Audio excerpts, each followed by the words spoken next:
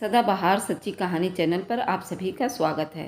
मेरी बीवी प्रेग्नेंट थी और मैं अपने दिल पर पत्थर रख कर बैठ गया था कि मैं जानता था कि वह बच्चा मेरा नहीं है, क्योंकि मैं तो बांझ था। लेकिन मैं अपनी कमी को छुपाने के लिए चुप रहा। जब मेरी बीवी ने बच्चे को जन्म दिया तो ये जानने के लिए किसका बच्चा है, मैंने बच्चे का DNA टेस्ट करवाया। लेकिन सर पर आसमान टूट पड़ा और मुझे बीवी से नफरत होने लगी कि ये बच्चा तो।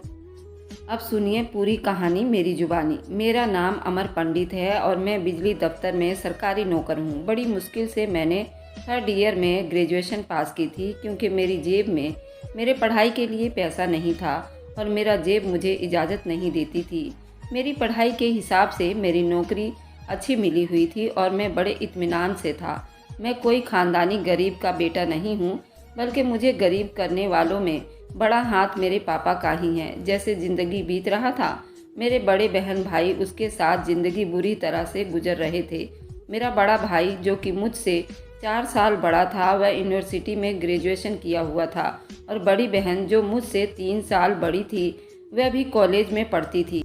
मेरे दोनों भाई बहनों के पास बैंक बैलेंस था, ब्रांडेड महंगे कपड़े थे, दोनों के पास अलग अलग स्पोर्ट कारें थीं जिनमें बैठकर वे अय्यासियाँ करने जाते थे और कहीं भी घूमते फिरते रहते।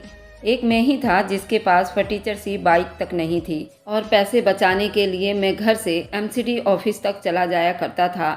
हमारा घर बहुत बड़ा था, इतना बड़ा कि उसमें 10 या 15 खानदानों की गुंजाइश थी, लेकिन वहाँ मेरी गुंजाइश नहीं थी। मैं अपने ही घर में, जहाँ पर सर्वेंट क्वार्टर होता था, मैं वहीं पर रहता था।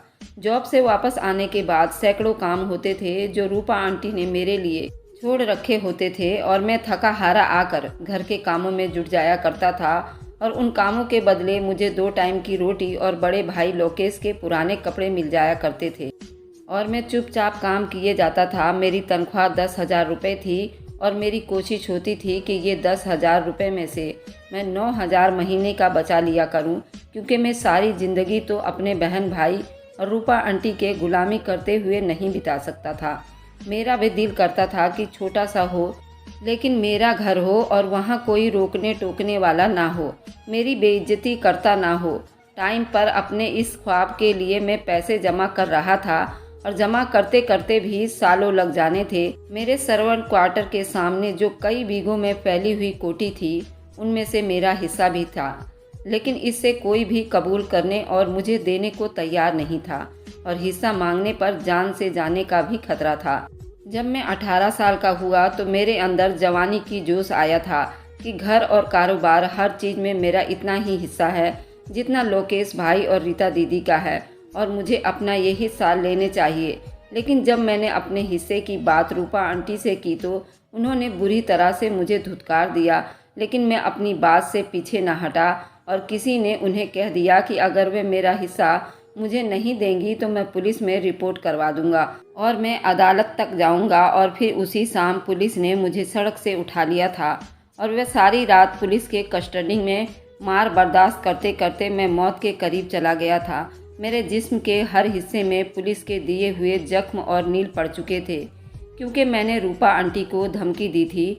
रूपा आंटी, जो शहर की जानी मानी बिजनेसमैन और सोशल वर्कर थी और जिसकी दी भीख से पुलिस वालों की जेब भरा करती थी, तो वह कैसे उसकी पालतू कुत्ते ना बनते और कैसे उसके इशारे पर ना झूमते। बेशरम की तरह उठा लिया था। अगले दिन मुझे छोड़ दिया गया था और पुलिस स्टेशन से निकलने की मुझमें इतनी हिम्मत बाकी नहीं थी कि मैं एक कदम भी चल पाता। रूपा आंटी ने एक एहसान किया था। उस दिन रामू काका को, हमारे घर के पुराने नौकर थे, पुलिस स्टेशन भेज दिया था। मैं तो पुलिस स्टेशन से कदम बाहर रखते ही बेहोश हो गया था, तो रामू अंकल ने मुझे उठाकर घर लाए थे और उनकी बीवी ने ही मेरे मरहम पट्टी की थी।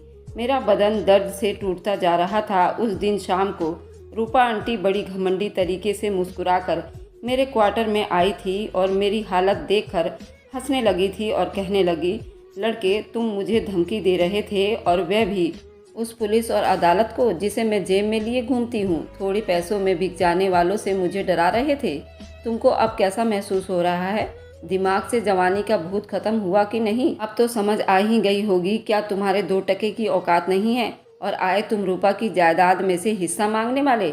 आइंदा हिस्से के बारे में बात करने से पहले 100 बार सोचोगे, बल्कि अब तो तुम जायदाद और हिस्सों के बारे में सोचते हुए भी डरोगे। तुम रूपा के यहाँ एक नौकर हो और मेरा एहसान मानो तुम्हें रहने को छत दी हुई है। आइंदा औकात में रहना, वरना सर से छत भी जिस्म से जान भी छीनने में मुझे 2 सेकंड भी नहीं लगेंगे।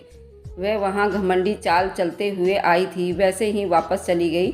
लेकिन उस दिन के बाद से वाकई में मैं बहुत डर गया था। मुझे मौत से बहुत डर लगने लगा था। मैं जान गया था रूपा आंटी से पंगा लेकर मुझे कोई फ़ायदा नहीं होगा, बल्कि उसका नुकसान ही नुकसान है। उस दिन मैं 18 साल का डरा हुआ लड़का अपने कानून और रूपा आंटी के डराने में, उस जायदाद से अब मुझे कुछ नहीं चाहिए था, क्योंकि मुझे अपनी जान से कीमती कुछ भी नहीं लग रहा था। रूपा आंटी का कोई भरोसा भी नहीं था कि मुझे कब मार डालती। पुलिस वालों ने मेरी टांगों पर डंडे से इतना मारा था कि कई दिन तक मैं सही से चल भी नहीं पाता था। रामू काका मुझे सहारा देकर चलने में मेरी मदद करते थे और रोज़ शाम को आंगन में मुझसे वॉक करवाते थे ताकि मैं जल्दी से ठीक हो जाऊं। एक दिन मैं रामू काका का सहारा लिए जब आंगन में घूम रहा था तो लोकेश भाई की गाड़ी शोर मचाती हुई घर में अंदर दाखिल हुई थी। वह गाड़ी से उतरकर अंदर चले गए थे। मुझे देखकर रुक गए और सर से लेकर पैर तक मुझे निहारने लगे और हंसने लगे थे और फिर बोले, अगर कोई बंदा औकात से बाहर निकलने की कोशिश करता है तो उसे औकात में लाने के लिए ये सब करना पड़ता है ताकि अकल ठिकाने आ सके। कहो तो अब तुम्हारी अकल ठिकाने आ ही गई होगी। अगर ना आई तो मैं ले आऊँगा। मेरी बेइज्जती हर रोज़ उस घर में हुआ करती थी क्योंकि मैं अनाथ था। मेरा बाप और ना ही मेरी माँ, और अनाथ की ज़िंदगी ऐसी होती है। रूपा आंटी मेरे पापा की सेक्रेटरी हुआ करती थी और फिर मेरे पापा की बीवी बन गई। मेरी मम्मी और पापा ने लव मैरिज की थी, फिर मेरा जन्म हुआ था। मेरे माँ बाप मुझसे बहुत प्यार करते थे और हमारी ज़िंदगी बिल्कुल किसी नवाब जादो जैसी थी। हमारा बड़ा सा घर और लाड उठाने वाले पापा और प्यार करने वाली मेरी मम्मी, कोई ऐसी इच्छा ना थी जो पूरी ना हुई हो। मेरी हर इच्छा पापा ने मेरे मुंह में से निकलने से पहले पूरी किया करते थे। हम बहुत अच्छी ज़िंदगी बिता रहे थे, लेकिन फिर अचानक से हमारी ज़िंदगी में बहुत बड़ा तूफ़ान आ गया। बल्कि तूफ़ान नहीं, क़यामत टूटी थी हम पर और हमें तबाह और बर्बाद कर गई थी। कुछ ऐसा हुआ था कि हमारी ज़िंदगी अचानक से बदल गई थी। मैंने सोचा भी नहीं था कभी ऐसा हो सकता है। किस्मत इतना बड़ा खेल हमारे साथ खेल सकती थी। खास करके मैं अभी इस दुनिया को समझ भी नहीं पाया था और मेरी दुनिया ही उजड़ कर रह गई थी। मेरा ऐसा कौन सा पाप था जिसकी मुझे इतनी बड़ी सज़ा मिली थी। पापा कहते थे कि सज़ाएं नहीं होती, भगवान हमारी परीक्षाएं लेता है। और मैं अक्सर सोचा करता था कि एक 10 साल के बच्चे पर ऐसी कौन सी परीक्षाएं उसे उसकी स्वर्ग ही छीन ली गई थी, क्योंकि आई थी वह परीक्षाएं जिसने मेरे सर पर से आसमान गिराया था और पैरों तले से ज़मीन खींच ली थी। मुझे लगता था मैं बेसहारा और यतीम हो गया हूँ, लेकिन फिर पापा ने मुझे अपने सीने से लगाया था। तूफान उनकी ज़िंदगी को भी बहा कर ले गया था। क़यामत तो मुझ पर भी टूटी थी। हमारे ऊपर आसमान टूटकर गिर गया था। ज़मीन उनके पैरों तले से खींच ली गई थी, लेकिन वे खुद को संभाल लिए थे। हम दोनों बाप बेटे एक साथ, जो भी हुआ था बुरा हुआ था। उस टाइम मैं 12 साल का था। उस टाइम हुआ कुछ यूँ कि मम्मी और पापा की शादी की 12वीं सालगिरह थी और उसका इंतज़ाम घर पर ही किया गया था। हमारा घर किसी महल से कम नहीं था। मम्मी पापा की मैरिज एनिवर्सरी का सारा इंतज़ाम किसी शाही अंदाज में किया गया था। शहर भर के लोग उसमें आए थे। हम सब बहुत खुश थे। तालियां और खिलखिलाहटों के बीच केक काटा गया था। मम्मी पापा ने सबसे मिल रहे थे और फिर खाना भी खुल गया था। मम्मी ने भी मुझे अपने हाथों से खाना खिलाया था और बार बार मुझे अपने सीने से लगा रही थी और चूम रही थी। उनकी आंखें बार बार नम हो रही थी। चाहे जो कुछ अनहोनी होने वाला था उसका एहसास उसे पहले से ही महसूस कर चुकी थी।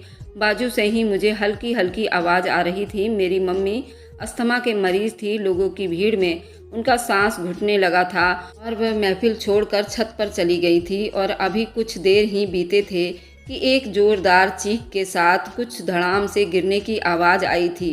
सब आवाज़ के समेत भागे थे और सामने का मंजर देखकर सबकी चीखें निकल गई थी। मेरा नन्हा दिल कांप कर रह गया था। पापा लड़खड़ाते कदमों से उस तरफ भागे थे जहां वह खून से लथपथ पड़ी थी। कुछ देर पहले जो चीख सुनाई दी थी वह मेरी माँ की चीख थी और जो आवाज़ आई थी वह मम्मी के गिरने की थी। मम्मी छत से गिर गई थी और हमारे घर का छत बहुत ऊंचा था, छत से गिरने और बचने की गुंजाइश नहीं था। करीब में कुछ लोगों ने पापा के साथ मिलकर मम्मी को उठाया और गाड़ी में डालकर अस्पताल ले गए थे और मैं 12 साल का अमर पंडित अपनी माँ को यूं खून में डूबा देखकर सदमे में चला गया था। तब पापा की सेक्रेटरी रूपा आंटी ने मुझे गले से लगाया और कमरे में ले गई, मुझे तसल्ली दिया और मोहब्बत भरी लोरी सुनाकर सुला दिया था। फिर जब मेरी आंख खुली तो मुझे रोने चीखने की आवाज़ें आ रही थी। मैं कमरे से निकलकर नीचे आया था, वहाँ मेरी मम्मी सफ़ेद कपड़े में सोई हुई थी और मेरे पापा के सिरहाने बैठकर रोए जा रहे थे। उस टाइम पापा की हालत बहुत ख़राब हो चुकी थी और माँ को ही देखकर मैं जान चुका था हमेशा के लिए जा चुकी हैं। आज के बाद माँ को कभी नहीं देख पाऊँगा। मेरी माँ अंतिम संस्कार कर दिया गया था। काफ़ी दिन तक मेरे पापा होश हवास में नहीं थे और उस दौरान मेरे साथ रूपा आंटी एक आया की तरह थी। इस तरह मैं गहरे सदमे में चला जाता था। अगर मेरा ख्याल न रखती, वह सब कुछ भूल भाल कर सब मेरे लिए हमारे घर में रुकी हुई थी। मेरे खाने से लेकर सोने तक सबकी फिक्र उन्हें होती थी और साथ में कारोबार के मामलात भी देख रही थी, क्योंकि मेरे पापा इस पोजीशन में नहीं थे। रूपा आंटी का एक पैर हमारे घर में होता था और दिमाग ऑफिस में, और उन दिनों वह सारे मामलात अकेले ही संभाल रही थी और उनके माथे पर एक शिकन तक ना दिखी थी। मैंने और फिर उनकी कोशिशों से पापा भी आखिरकार सदमे से निकल आए थे और रूपा आंटी के मात्र एक इकलौता सहारा थी, जिन्होंने मुश्किल घड़ी में उनका इतना साथ दिया था। मुझे संभाला और मैंने भी पापा से कह दिया था कि अगर मम्मी के बाद रूपा आंटी ना होती तो मैं भी उनके पास चला जाता। पापा मेरी बात सुनकर तड़प गए थे, मुझे सीने से लगाया था। रूपा आंटी का जितना भी शुक्रिया अदा करते तो वह कम था। और फिर तो मैं हर टाइम रूपा आंटी करने लगा था। मुझे 24 घंटे उनकी ज़रूरत रहने लगी थी, लेकिन वे हर टाइम मेरे पास नहीं हो सकती थी, लेकिन मैं उनका आदी हो गया था।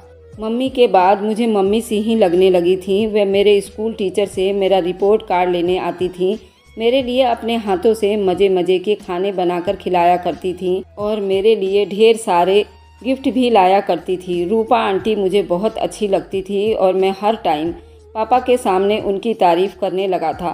मेरे मम्मी को मरने को साल हो चुका था। उस दौरान रूपा आंटी मुझे माँ का प्यार मिला था। तभी पापा के एक दोस्त ने मेरे पापा को राय दिया कि रूपा आंटी से शादी कर लो, क्योंकि मुझे एक माँ की बहुत ज़रूरत है और मेरे लिए रूपा आंटी से अच्छी माँ कोई और नहीं हो सकती। रूपा आंटी मुझसे पूछा तो मैंने खुशी का इजहार करते हुए पापा को जल्दी से रूपा आंटी से शादी करने को कहा। मेरे लिए उससे अच्छी बात और क्या हो सकती थी। रूपा आंटी हर टाइम मेरे पास रहती और हर टाइम मुझे प्यार करती, लेकिन फिर एक समस्या था। जैसे मैं अपने पापा का बेटा था, रूपा आंटी भी 2 बच्चों की माँ थी। बड़ा बेटा लोकेश जो 18 साल का था और बड़ी बेटी रीता जो 4 साल की थी। रूपा आंटी थी और जॉब करके अपने और अपने बच्चों का पेट पाल रही थी, क्योंकि डिवोर्स के बाद उनके माँ बाप ने उन्हें अपने घर में रखने से मना कर दिया था, क्योंकि इस तरह फिर उनकी दूसरी बेटियों की ज़िंदगी पर भी बुरा असर पड़ रहा था। रूपा आंटी का डिवोर्स होना, 2 बच्चों की माँ होना कोई इतनी बड़ी बात नहीं थी। थोड़ी सोच विचार के बाद पापा मान गए। रूपा आंटी से बात की, जिन्होंने पहले तो मना कर दिया, लेकिन फिर मेरे बहुत कहने पर वे मान गए और फिर एक दिन पापा की पत्नी और मेरी माँ बन गई, हमारे घर आ गई। मैं बहुत खुश था, क्योंकि मुझे सिर्फ माँ ही नहीं मिली थी बल्कि 2 बहन भाई भी मिल गए थे। रूपा आंटी ने आने से जैसे घर में रौनक आ गई थी। शुरू में लोकेश भाई और रीता दीदी चुप रहते थे, लेकिन फिर वह भी घुल मिल गए। रूपा आंटी मुझसे मोहब्बत करती थी और पापा भी लोकेश भाई और दीदी का ख्याल रखने की पूरी कोशिश करते हैं। हमारा घर एक बार फिर से स्वर्ग बन चुका था, लेकिन शायद हमें खुशियाँ रास नहीं आती थी, क्योंकि उन खुशी भरे रंगों में एक बार फिर से भंग पड़ चुका था। मेरी ज़िंदगी एक बार फिर से वापस उसी स्टेज पर जाकर खड़ी हुई थी जब मम्मी चली गई थी, और उस क़यामत के बाद लगता था कि अब हमें कोई क़यामत हिला भी नहीं सकती थी। लेकिन इस बार क़यामत टूटी नहीं थी, उसने मुझे अंदर से हिलाकर रख दिया था। हुआ कुछ यूँ था, ज़िंदगी अच्छी भली चल रही थी। रूपा आंटी और पापा की शादी को 4 साल हो चुके थे और इन 4 सालों में ना मुझे रूपा आंटी से कोई शिकायत रही थी और ना ही पापा को। एक अच्छी माँ, अच्छी पत्नी और बेस्ट वर्किंग वूमन भी थी। उनके दिल में प्यार ही प्यार था। सबसे ज़्यादा प्यार तो मेरे लिए था। मैं उनका लाडला बेटा था, लेकिन फिर एकदम सब कुछ बदल गया था जब अचानक से पापा की तबीयत खराब होने लगी और एक दिन मैं कुछ टाइम उनके साथ बिताना चाहा था। उनके कमरे में दरवाज़ा खुला हुआ था, लेकिन उनके कमरे के पास पहुंचकर अंदर से आती आवाज़ें सुनकर रुक गया था। अभी जो कुछ मैंने सुना और देखा, मेरे पैरों तले से ज़मीन निकल गई थी। मेरे साथ इतना बड़ा धोखा हो चुका था और ना मुझे और ना मेरे पापा को पता चल सका। रूपा आंटी के कमरे से सोफे पर टांग चढ़ाकर बैठे मर्द को मैं पहचान चुका था। उसकी तस्वीर कई बार मैंने रीता दीदी के पास देखी थी। अंदर बैठा हुआ मर्द रूपा दीदी और लोकेश भाई का बाप और रूपा आंटी का पहला पति था, जिसने उन्हें डिवोर्स देकर घर से निकाल दिया था। रूपा आंटी के ऊपर बहुत जुल्म भी करता था, लेकिन वह जैसे उनके साथ बातें कर रही थी तो उससे वह दोनों एक दूसरे के आशिक लग रहे थे। और तब ही बहुत बड़े राज का खुलासा हुआ। पहला बड़ा ये भयानक, जो मेरी माँ की मौत अपने आप नहीं हुई थी, बल्कि उनको मारा गया था। सब कुछ प्लान किया हुआ था रूपा आंटी का। उन्होंने मेरी माँ को छत से धक्का देकर फेंका था और फिर अपनी जुबान में चाशनी घोलकर उनकी जगह ले ली थी। और दूसरा भयानक रात मेरे पापा की मौत थी। वह मौत भी उनकी अपनी मौत नहीं थी, बल्कि कत्ल था। रूपा आंटी मेरे पापा को बहुत भयानक जहरीली दवाई दे रही थी ताकि सांप भी मर जाए और लाठी भी ना टूटे। और फिर पापा मर गए और रूपा आंटी ने सारी दौलत हथिया ली जिसके लिए वह आई थी। और फिर उन्होंने अपने बच्चों के बाप और पहले पति से दूसरी शादी कर ली और मुझे मेरे आलीशान महल जैसे घर से निकालकर सर्वेंट क्वार्टर में भेज दिया। उससे ज़्यादा अब वो मेरे लाड नहीं उठा सकती थी। जिस तरह वह मुझसे प्यार का ढोंग रचा रही थी, पूरा हो चुका था। अब वो मेरे माँ बाप की मेहनत से बनाई गई जायदाद की वारिस बन चुकी थी, जिस पर अपने बच्चों और अपने पति के साथ राज कर रही थी। एक मैं, जिनका सब कुछ था, नौकरों से भी बदतर जिंदगी बिता रहा था और मजबूर था। और लाडों में पला बड़ा अमर पंडित उस घर का नौकर बनकर रह गया था। और जो नौकर थे वे धमकी की जिंदगी जी रहे थे। उन्हीं दिनों रामू काका और उनकी बीवी बहुत परेशान रहने लगे थे। पूछने पर पता चला कि उन्हें काम की वजह से यहाँ रहना पड़ता है और पीछे उनकी बेटी को मोहल्ले के लफंगे तंग करते हैं। मैंने रामू काका से कहा वह अपनी बेटी को यहाँ ले आएं, लेकिन वे रूपा आंटी के डर से उन्हें नहीं ला सकते थे। और फिर रामू काका ने अनहोनी सी बात की। उन्होंने कहा कि मैं उनकी बेटी से शादी कर लूँ, वह मेरे साथ इस सर्वेंट क्वार्टर में भी खुश रह लेगी और उनकी नज़रों के सामने भी रहेगी। मैं अपना घर बनाकर शादी करना चाहता था, लेकिन फिर मैं मान गया और रूपा आंटी से अपनी शादी की बात की तो उन्होंने कोई दिलचस्पी नहीं दिखाई। उन्हें मुझसे वैसे भी कोई दिलचस्पी नहीं थी, चाहे मैं जो भी करता। और फिर एक दिन साधारण तरीके से मेरा विवाह संपन्न हो गया रामू काका की बेटी पूजा के साथ। पूजा अपने नाम की तरह ही बेहद खूबसूरत थी। मैं तो उसे देखते ही अपना दिल हार चुका था। और फिर मेरी पत्नी बन गई थी तो मुझे अपनी किस्मत पर रश्क आ रहा था। वो बेहद मासूम और भोली भाली सीधी और मेरी 10,000 की तनख्वाह में भी खुश थी। अब घर में मेरे हिस्से के काम वह कर लिया करती थी। मैं तो थका हारा आता तो आराम करता था। पूजा को मेरी ज़िंदगी में आने से मेरी ज़िंदगी एकदम सुकून और खुशियाँ हो गई थी। मुझे पूजा से मोहब्बत क्या हुआ, क्या हर आदमी के लिए मेरे दिल में मौजूद नफ़रत भी ख़त्म होती चली गई। अब मेरी कोशिश थी कि मैं जल्द से जल्द अपना अलग घर ले लूं और पूजा को लेकर वहां चला जाऊं और अपना खुशियां भरा आशियाना बनाऊं। लेकिन मुझे सच में कभी खुशियां रास नहीं आती थी। मेरी ज़िंदगी में खुशियों की बहार बहुत कम थी और दुखों की भरमार थी, जो थोड़ा सांस लेकर मेरी ज़िंदगी पर टूट पड़ी थी। और इस बार तो मेरी इज्जत को बुरी तरह से कुचल गई थी। हुआ कुछ यूँ कि मेरी पूजा की शादी को 7 महीने हुए और पूजा उम्मीद से हो गई थी और मेरी ज़िंदगी में तो जैसे खुशियाँ दौड़ गई थी। मैंने बच्चों में मिठाई बांटी थी और पूजा का तो बहुत ख्याल रखने लगा था। अब बिल्कुल हाथ का छल्ला बनाकर रखता था उसे और मुझे इंतज़ार था कि कब मेरा बच्चा इस दुनिया में आ जाएगा और मेरी बाहों में मेरी औलाद होगी। लेकिन सब कुछ बदल गया था। मेरे अंदर सारी खुशी ख़त्म हो गई थी जब एक दिन अटैची में से कुछ निकालते हुए मेरे हाथ में बरसों पुरानी मेडिकल रिपोर्ट और दवाइयों की खाली पैकेट आ गए थे। जब पुलिस वालों ने मुझे मारा था, जब मैंने रिपोर्ट पर यूं ही सरसरी सी नज़र डाली थी तो उनमें से एक रिपोर्ट देखकर मेरे पैरों तले से ज़मीन निकल गई थी। मैंने आंखें मल कर कई बार उस रिपोर्ट को देखा और भगवान से प्रार्थना की, बस मेरी नज़र का धोखा हो, लेकिन जाकर मैंने डॉक्टर को चेकअप करवाया तो सब कुछ सच साबित हो गया। मैं बाप नहीं बन सकता था। ये नुकसान पुलिस वालों के सताने के टाइम हुआ था, जिससे मैं बिल्कुल अनजान था और काश मैं अनजान ही रहता, क्योंकि जानने के बाद मैं बाप बनने के काबिल नहीं था। तो कैसे मेरी बीवी पूजा प्रेग्नेंट हुई? मुझे कुछ समझ नहीं आ रही थी कि मैं करूं तो क्या करूं। अगर मैं पूजा से बात करता तो सबको मेरी कमी की पता चल जाती और मर्द के लिए ये बात बड़ी शर्मिंदा करने वाली होती है। मैं दिल पर पत्थर रख कर चुप रहा। अगर मैं बांझ था तो ये बच्चा था किसका? और पूजा तो इतनी मासूम और भोली भाली लगती थी। उसने हमारे रिश्ते के साथ बेईमानी की थी, जिसका नतीजा उसकी गोद में पल रहा था। मेरे अंदर तूफान उठा हुआ था और मैं खुद को शांत कर रहा था। 2 महीना यूं ही बीत गए और फिर बच्चा पैदा हो गया। वह बेटी थी जिसे देखकर पूजा बहुत खुश हुई थी और मेरी तरफ वह बच्चा बढ़ाया तो उसे, लेकिन मैं वहाँ से गुस्से से निकल आया था। फिर मैंने बच्ची की डीएनए टेस्ट करवाने का सोचा था और करवाया भी था, लेकिन डीएनए टेस्ट की रिपोर्ट देखकर मुझे पूजा के चेहरे से बहुत नफरत हुई थी, क्योंकि वह बच्चा उस आदमी का था जिसको लेकर पिछले कुछ दिन से मुझे शक हो रहा था।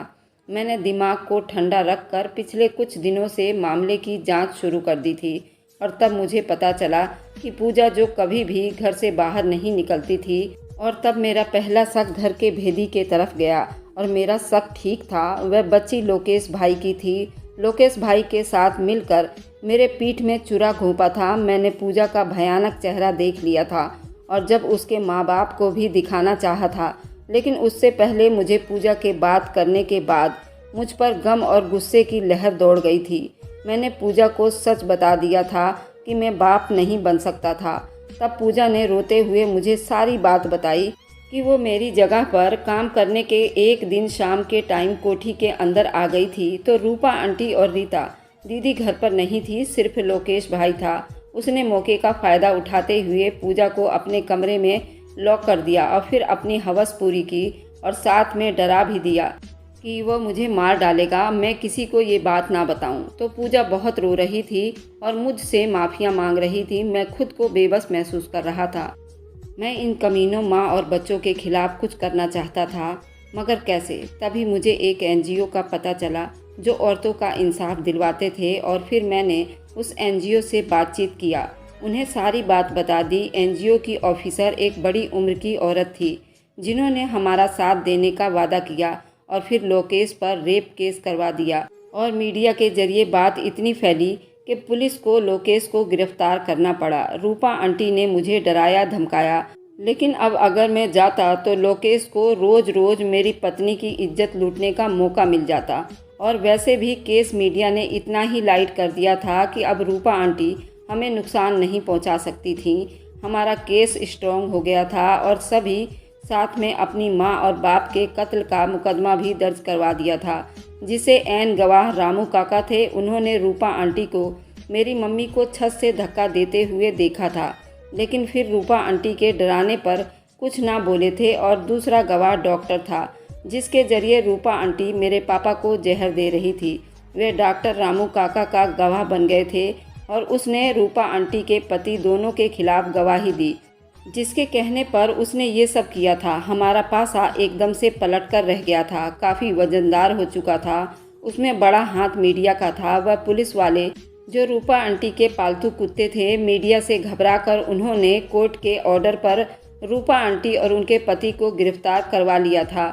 फिर कुछ ही पैसों में फैसला हो गया था। रूपा आंटी को मेरी मम्मी और पापा के कत्ल अपने पति के साथ मिलकर जालसाजी करने के जुर्म में उम्र कैद और 50,000 रकम जुर्माने की सुनाई गई थी और जुर्माना ना देने की सूरत में 10 साल की कैद और सुना दी गई थी। लोकेश को पूजा के साथ रेप करने और उसे जान से मार डालने की धमकी देने के जुर्म में सजाए मौत सुना दी गई थी और रूपा आंटी की बेटी रीता ने इतनी बेइज्जती से तंग आकर खुदकुशी कर ली। जालिम अपने अंजाम को पहुंच चुके थे। जुर्म की रात चाहे कितनी भी गहरी क्यों ना हो, एक दिन इंसाफ का उजाला जरूर आता है और मेरी ज़िंदगी में भी उजाला आ गया था। मुझे मेरा सब कुछ वापस मिल चुका था जो मुझे कभी छीन लिया गया था। अपने आलीशान महल में पूजा के साथ मैं शिफ्ट हो गया था और पूजा की बेटी को मैंने अपनी बेटी मान लिया था। पूजा से नफरत करके मैं क्या ही कर लेता, उसका तो कोई कसूर भी नहीं था। वैसे भी बेटियां तो लक्ष्मी होती हैं। तो ये थी आज की कहानी। तो दोस्तों, आप लोगों को कैसी लगी मुझे कमेंट में ज़रूर बताइएगा। Thanks for watching, like and subscribe, bye bye.